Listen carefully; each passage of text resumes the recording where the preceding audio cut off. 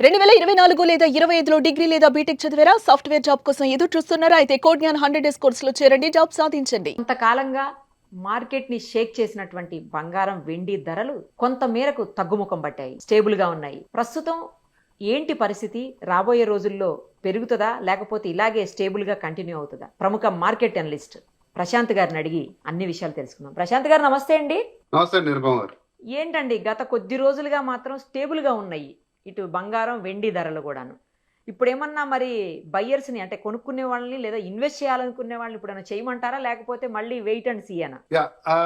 Correct అండి. ఇప్పుడు 2026 జనవరి 1 మనము బంగారం 1,40,000తో చూసుకుంటే ఈ రోజు 1,56,000, 58 ఐ థింక్ బిట్వీన్ ఈ రేంజ్ లో ఉంది నేను చెక్ చేసినప్పుడు. సో అందులో ఆ రోజు ఇన్వెస్ట్ చేసి ఇక దీని రోజు చెక్ చేసుకోకుండా ఒక సంవత్సరం పాటు వెయిట్ చేసే వాళ్ళందరూ కూడా సంతోషంగా పడుకోవచ్చు. సో అసలు చెక్ చేయాల్సిన అవసరం లేదు. సిల్వర్ కూడా దాదాపు 2,40,000తో స్టార్ట్ అయింది. ఈ రోజు 2,70,000 ఉంది. సో కాకపోతే ఈ 50 డేస్ అంటే ఈ first 50 days of the year gold and silver చాలా ఫ్లక్చుయేషన్ అయింది. అంటే మీరు చూసారు ఆల్మోస్ట్ ఎవ్రీ డే అనుకోని విధంగా పెరగడము తగ్గడము. సిల్వర్ అయితే ఏకంగా 4,25,000 వెళ్ళడం, బంగారు కూడా దాదాపు 1,70,000 వరకు వెళ్ళి 70-80 వరకు వెళ్ళి మళ్ళీ కిందికి రావడం అంతా జరిగింది.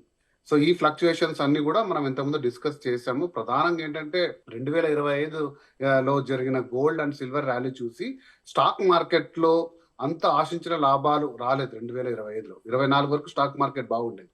సో ఆ స్టాక్ మార్కెట్ లో ఉండే రీటైల్ అండ్ ఇన్స్టిట్యూషనల్ ఇన్వెస్టర్స్ అంటారు కదా, వీళ్ళందరూ కూడా ఒక్కసారిగా కమాడిటీ వైపు పడిపోయారు. సో కమాడిటీ పర్చేస్ తో పాటు డిజిటల్ గోల్డ్ కూడా ఈ మధ్య కూడా బాగా వచ్చేసింది. నేను దాని గురించి ఒక ప్రత్యేకంగా వీడియో చేస్తాను. ఇండియాలో డిజిటల్ గోల్డ్, డిజిటల్ సిల్వర్ దాదాపుగా 10-15% ట్రేడింగ్ జరుగుతుంది ఓవరాల్ గోల్డ్ సిల్వర్ లో. సో వీటన్నిటి రూపంలో 50 డేస్ లో విపరీతమైన ట్రేడింగ్ జరిగింది. అంటే ఇన్వెస్ట్మెంట్ ఏదైతే జరుగుతుందో బంగారు సిల్వర్ లో, దాని ప్లేస్ లో ఇన్వెస్ట్మెంట్ ప్లేస్ లో ట్రేడింగ్ జరిగింది. ఈ రోజు కొనడం రేపు అమ్మడం. సో స్టాక్ మార్కెట్ ఏ స్థాయిలో ఒడిదుడుకులు ఉంటుందో గోల్డ్ సిల్వర్ కూడా అంతకు రెట్టింపు ఒడిదుడుకులు మనం చూసాం 50 డేస్ లో. కాకపోతే మరి అంతర్జాతీయంగా పరిస్థితులు కొంచెం చక్కదిద్దుకొని భారత్ అమెరికా సంబంధాలు మెరుగుపడ్డము, అంతర్జాతీయంగా సమస్యలు కూడా అంటే అవి ఏవి సాల్వ్ కాలేదు, పెద్దగా అదే నివురు కప్పిన నిప్పులాగా అలా ఉండిపోవడం వల్ల ముదుపరులు అందరూ కూడా మళ్ళీ స్టాక్ మార్కెట్ వచ్చారు. స్టాక్ మార్కెట్ మీరు చూస్తే నిఫ్టీ, సెన్సెక్స్ కలకల్లాడుతున్నాయి. సో పాయింట్స్ ఎవ్రీడే అప్ లో ఉంది. సో మరి ఆ స్టాక్ మార్కెట్ మళ్ళీ ఎప్పుడు క్రాష్ అవుతుందో, వాళ్ళందరూ కూడా కమోడిటీ మార్కెట్ ఎప్పుడు వస్తుందో మనం అని కూడా ఊహించలేము. ఎందుకంటే బంగారు సిల్వర్ పెరగడానికి కారణాలు, తగ్గడానికి కారణాలు మనం అనేక సార్లు డిస్కస్ చేశాం. అంతర్జాతీయ పరిస్థితులు, డాలర్ ప్రభావం కానీ ఈ 50 డేస్ లో ఏదైతే చూసామో అది చాలా విభిన్నమైన కారణాలు. అంటే ఒక 70 ఏళ్ల చరిత్ర ఉన్న బంగారు సిల్వర్ పెరగడానికి కారణాలకి ఇప్పుడు పెరుగుతున్న కారణాలకి చాలా తేడా ఉంది. కాబట్టి ఇప్పుడు ఏదైతే ఉందో ప్రైస్ కొంచెం కొద్ది రోజులు స్టేబుల్ గా ఉండే అవకాశం ఉంది అని మేము కూడా ఎక్స్పెక్ట్ చేస్తున్నాము, ఉండాలనే కోరుకుంటున్నాం. అలా ఉన్నప్పుడే ఇన్వెస్టర్లు అందరూ కూడా నమ్మకంగా భరోసా తీసుకొని దాంట్లో, ఎందుకంటే అది పెరుగుతున్నప్పుడు ఒక సంతోషం ఉంటుంది, కానీ అది ఒకసారి తగ్గుతుందేమో భయం ఉందని చూసారా, అది చాలా చాలా ఇన్వెస్ట్మెంట్ పెట్టే వాళ్ళందరినీ కూడా దెబ్బతీస్తుంది.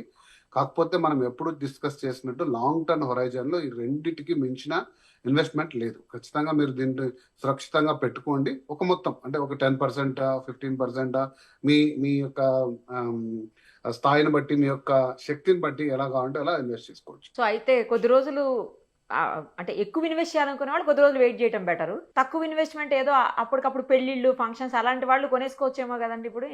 ఎందుకంటే మార్చి నిన్నటి నుంచి మంచి డేస్ స్టార్ట్ అయిపోయాయి, ఈ రోజు నుంచి కూడా. సో పెళ్లిళ్ళు, ఫంక్షన్స్ చాలా ఉన్నాయి ఈ 1-2 months లో. మార్చి, ఏప్రిల్ అంతా పెళ్లిళ్ళ సీజన్ కదా. అవునవును. సో బంగారు అయితే మీరు లాంగ్ టర్మ్ పెట్టుబడి కింద అయితే ఏ రోజైనా తీసుకోవచ్చు, ఈ రోజు కూడా తీసుకోవచ్చు డెఫినెట్ గా. సో బంగారానికి, సిల్వర్ కి ఒక డిమాండ్ ప్రైస్ అనేది ఒకటి ఉంటుంది. అంటే ఇది ఒక స్పెక్యులేటివ్ అండి. ఇది కూడా ఎవరు రాసి పెట్టారు, ఇదేదో రిటర్న్ ఆన్ ద వాల్ కాదు. బంగారానికి డిమాండ్ ప్రైస్ 1,40,000, 24 క్యారెట్ చెప్తున్నాను నేను. 1,40,000 ఆర్ 150 అంతే. సిల్వర్ కి డిమాండ్ ప్రైస్ 240 ఆర్ 250. ఇది ఈ డిమాండ్ ప్రైస్ కంటే ఇవి కిందికి పడవండి. ఎందుకంటే ఈ డిమాండ్ ప్రైసెస్ లో గిన మార్కెట్ పొరపాటున మార్కెట్స్ క్రాష్ అయ్యో పలు కారణాల రీత్యా డిమాండ్ ప్రైస్ కి మనం వచ్చినాం అనుకోండి, డిమాండ్ ప్రైస్ కి వచ్చిన తర్వాత ఆటోమేటికల్ గా మళ్ళీ అందరు వచ్చేస్తారు. ఆ ప్రైస్ లో ఉంటే ప్రాఫిట్ బుకింగ్ కోసం చాలా మంది వచ్చేసి విరివిగా కొనేస్తారు, ప్రైసెస్ పెరుగుతాయి. సో మీరు ఒకవేళ ఇన్వెస్ట్మెంట్ చేసే ఆలోచనలో ఉంటే ఈ ప్రైస్ రేంజెస్ మీరు కొంచెం గుర్తుపెట్టుకోండి. ఈ డిమాండ్ ప్రెషర్స్ కంటే కిందికి వస్తాయని నేనైతే అనుకోవట్లేదు. సో చాలా మంది నాకు కాల్ చేసి 1,00,000 కిందికి ఎప్పుడు వస్తుంది బంగారం చెప్పండి, 1,00,000 కిందికి వస్తే అవును, కొందాం 1,00,000 కిందికి అనుకుంటున్నాను లేదా వస్తుంది అని కూడా అంటున్నారు. 70,000, 80,000, 90,000 అంటున్నారు. వచ్చేస్తుంది అని. అని అనే అంచనాలు అయితే అసలు లేవండి. అలాంటి అంచనా లేవు. తప్పు. ఓకే. బంగారం అంత ఫాస్ట్ మొత్తంలో ఫ్లక్చువేట్ కాదు బంగారం ఎప్పుడు కూడా. ఫాస్ట్ గా ఒకవేళ ఉంటే పెరగచ్చు, ఎందుకంటే బంగారాన్ని అందరూ కూడా ఏమంటారు దాన్ని నిల్వ పెట్టుకుంటారు.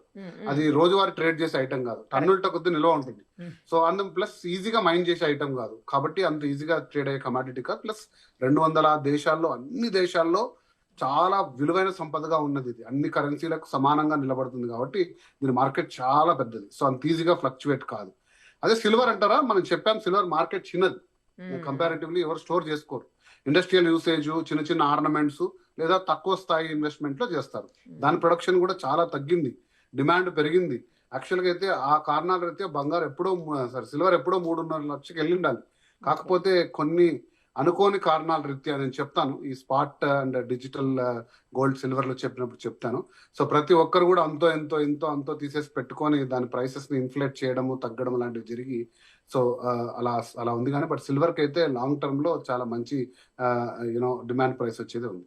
ఏదైనా కూడా 150 కంటే బంగారం అయితే తగ్గదు 10 గ్రాములు. అలాగే సిల్వర్ అది 250 కంటే అంచనా. తగ్గదు. అంతే, ఇదైతే అంచనా confirm. అంచనా ఓకే. అంచనా అంతకంటే అంచనా. తక్కువ వెళ్ళినా కూడా చాలా ఫాస్ట్ గా ప్రైస్ కి వచ్చేస్తాయి. ఓకే. కట్టు బంగారం అంటుంటారు, లేకపోతే షీట్ గోల్డ్ అంటుంటారు. అది రాగి గోల్డ్ మిక్సింగ్ లో వస్తుంది అని చెప్తూ ఉంటారు కదా. అసలు అదేంటి 1 గ్రామ్ గోల్డ్ కి దీనికి చాలా వేరియేషన్ ఉంటుందేమో. అసలు ఏంటిది, దీనికి ఏమన్నా ఇప్పుడు డిమాండ్ ఎక్కువయ్యే అవకాశం ఉందా, లేకపోతే ఇది తీసుకుంటే ఏమన్నా రేపు ఇన్వెస్ట్మెంట్ గా పనిచేసే అవకాశం ఉంటుంది, అది కూడా చెప్పండి. యా డెఫినెట్ గా అండి. ఇప్పుడు అంటే ఒక 30-40 ఇయర్స్ బ్యాక్ ఈ కాన్సెప్ట్ ఉండేది. ప్రముఖంగా దీన్ని షీటెడ్ గోల్డ్ అంటారండి, కట్టు బంగారం, కరెక్ట్ చెప్పారు. సో ప్రముఖంగా పెద్ద పెద్ద కడియాలు కానీ లేదా పెద్ద ఆర్నమెంట్స్ చేయాలన్నప్పుడు so 90-95% copper, 5% gold, 24 carat gold. Okay. ఆ షీట్ కాపర్ ని ఎక్స్టెంట్ హీట్ చేసి దాని మీద 24 క్యారెట్ గోల్డ్ షీట్ వేస్తే డెఫినెట్ గా కాపర్ కూడా గోల్డ్ కలర్ లోకి చేంజ్ అయ్యి అది ఒక గోల్డ్ ఆర్నమెంట్ గా ఉంటుంది. సో మీకు ఎప్పుడైనా సరే అంటే ఇది దాదాపు దాని ఒరిజినల్ గోల్డ్ ఆర్నమెంట్ టైప్ లో ఒక 5 ఇయర్స్ వరకు ఉంటుంది. జాగ్రత్త వాడుకుంటే 10 ఇయర్స్ వరకు కూడా ఉంటుంది, ఎటువంటి చెక్కు చెదరకుండా. తర్వాత దాని రూపం అది చెందుతూ చిన్నగా కాపర్ దాని స్థాయి కలర్ మారి కాపర్ కలర్ లోకి వచ్చే ఛాన్స్ ఉంటుంది. But at any point of time దీంట్లో మీరు తీసుకోవాల్సిన జాగ్రత్త ఏంటంటే షీటెడ్ గోల్డ్ లో ఎంతైనా అంత మొత్తమైన గోల్డ్ ఉండొచ్చు కదా, 5 గ్రామ్స్ అయినా గోల్డే, రైట్. 5 గ్రామ్స్ కూడా ఈరోజు తక్కువ లేదు, 70,000 నుంచి 80,000 రూపాయలు. సో ఒక 100 గ్రామ్స్ ఆర్నమెంట్ తీసుకున్నారు మీరు, ఒక మంచి నగలో లేకపోతే వడ్డానమో లాంటిది తీసుకున్నారు. ఆ 5 గ్రామ్స్ మీరు మళ్ళీ తీసుకోవాలంటే సో దాదాపుగా 60% వాల్యూ వస్తుంది. 5 గ్రామ్స్ లో 60% వాల్యూ మీకు వస్తుంది. ఎందుకంటే కాపర్ తో అది మిక్స్ అయిపోయి తర్వాత దాంట్లో నుంచి మళ్ళీ ఎక్స్ట్రాక్షన్ లో చాలా ఇబ్బందులు ఉంటాయి కాబట్టి మీరు అదొకటి గుర్తు పెట్టుకోండి. దాని మేకింగ్ ఛార్జ్ అనుకోండి, ఇంకోటి అనుకోండి. ఆ షీటెడ్ గోల్డ్ తీసుకున్నప్పుడు ఒరిజినల్ గోల్డ్ ఏదైతే వస్తుందో వాల్యూ 100%, ఇది అంత మొత్తానికి రాదు. కాకపోతే ఇది తీసుకోమని నేను చెప్పను, తీసుకోవద్దని నేను చెప్పను, ఎందుకంటే ఇది ప్యూర్లీ ఇండివిజువల్ డెసిషన్.